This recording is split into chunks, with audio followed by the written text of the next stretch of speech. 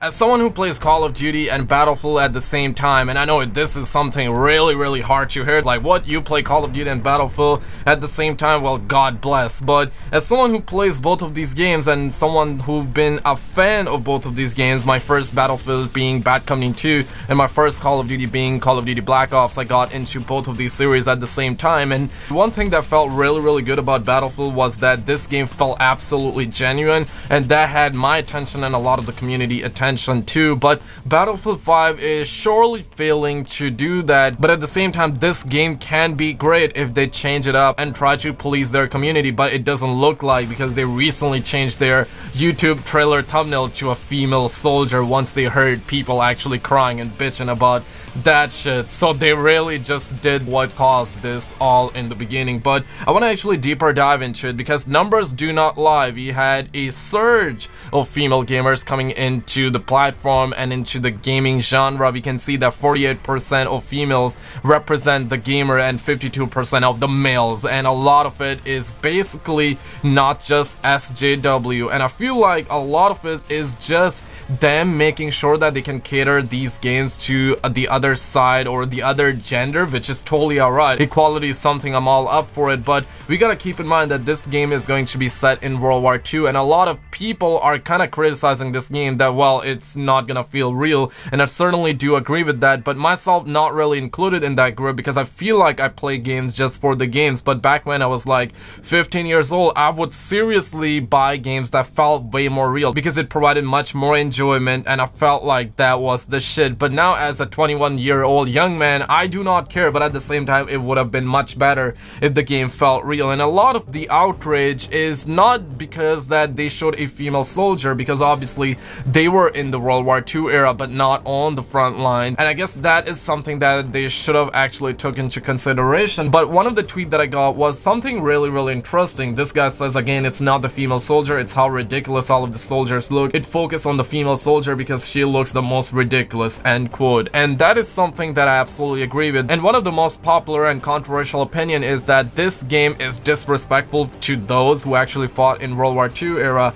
and I agree with that more so than anything other than that. And I feel like they shouldn't have done this, but I feel like the game would still be standing tall. But Red Dead 2 Redemption being on the horizon and Black Ops 4 releasing 1 week prior to this game, Battlefield 5 have some serious competition, plus its own community is calling it a piece of shit, and that is a very bad thing for this game. But the positive about this game is its trailer, and not so much because they also showed the female soldier with the prosthetic arm. It's not that this was not realistic, it was realistic, but DICE and EA just amplified it by 1000 and made everything pop up in the trailer. And I guess that decision is a poor decision, and they should have actually put more thought into it, and I feel like they did, but they made it so they can cater this game more to the female soldiers, because again, 48% of the female represent gamers nowadays. So the shift is really big, because if you look back at something like Bad Company 2 that was released in 2010 and Battlefield 3 releasing right after that, I feel like back then we didn't really have that many female gamers. Of course they were there, but not as much as nowadays. And you gotta understand, microtransactions is a big thing nowadays, plus this game not having DLCs or season pass. I mean, they will actually add DLCs, but they are not gonna be purchasable. In fact, they are going to be free, which is really a good treat, and I feel like we're going in the right direction, but not quite, because if they give us free DLC, well, we're gonna have microtransaction. And of course, a lot of the opinions are justified, because some people would say, well, they're gonna give us free DLC and they're gonna give us microtransaction, and do not buy them. I'm one of those people. If they put it in the game, I will not buy it. If I feel like it, if I feel like my purchase would be valid, then maybe I will buy it, but that is very rare nowadays. So I personally know my limits and everything, so for me it's perfectly alright. But for a lot of people, this is not simply alright. But I do not want to just touch that. Black Ops 4 is also going to have free multiplayer DLC, and they're going to give us like zombies only season pass, and I'm more of a zombies fan, and this time they're gonna have the multiplayer. It looks alright in my opinion, but obviously it looks a little bit like the Black Ops 3 reskin, and Battlefield 5 also looking like Battlefield 1 reskin, and its community is saying that, not just me. So that is something to take into consideration. Plus, Black Ops 4 reveal event actually showed us way more, and I'm not saying that for the sake of saying it. I asked this question over on Twitter, on my YouTube, and a lot of people are are saying the same shit, and a lot of people are saying Black Ops 4 over Battlefield 5, while knowing that Battlefield 5 is going to be a much more deeper game in terms of like a multiplayer. But Black Ops 4 having more modes is definitely something that making Call of Duty stand out and making it so it actually competes with Call of Duty itself, but not only itself, compete with something like Battlefield that provides a ton of military experience. But this time I guess they are failing to do so, and Rockstar Games coming right after that is going to be a major point, because this game is definitely going to see a decline big time this year in sales. And I genuinely adore this series, and this would definitely be a bad move, because thinking now, I really don't think that the developers were pressured by the SJW. Maybe they were, but looking back at something like Battlefield 1, they were planning to include female soldiers, but they did not.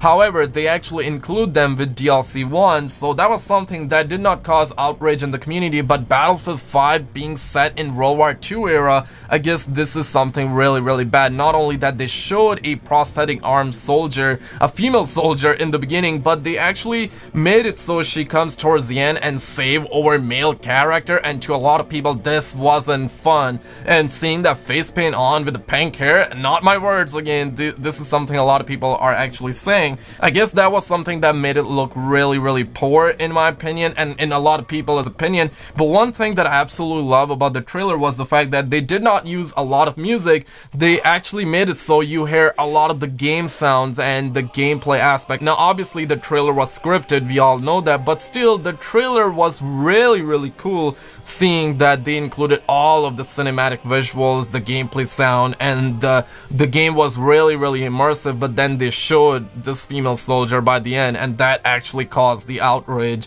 in the community. And another poor decision made by EA and DICE was that they had a reveal event, but they did not reveal everything about the game, such as you can actually rebuild the houses, you can actually jump from the window and break. Obviously they showed all of that in the trailer, but a lot of people are running on low brain cells, right? But if I want to put this into a respectful manner, a lot of people wouldn't really caught that, and this is really big, because if they reveal everything at the reveal event, just showing the trailer firsthand and not talking for 25 minutes, showing the trailer and talk about it afterwards and giving us a lot more details rather than concept arts, which were great in my opinion. But if they actually talked and gave us every little information and not give exclusive information to all the Battlefield YouTubers, I guess this game would have been in much better state. But Treyarch and Activision did the same thing, but they reveal everything about the game and then give little nuggets to the YouTubers, and I guess that was kind of like the fine line. Plus it's not gonna have a campaign, and Battlefield 5 will have a campaign, but the game not being historical accurate,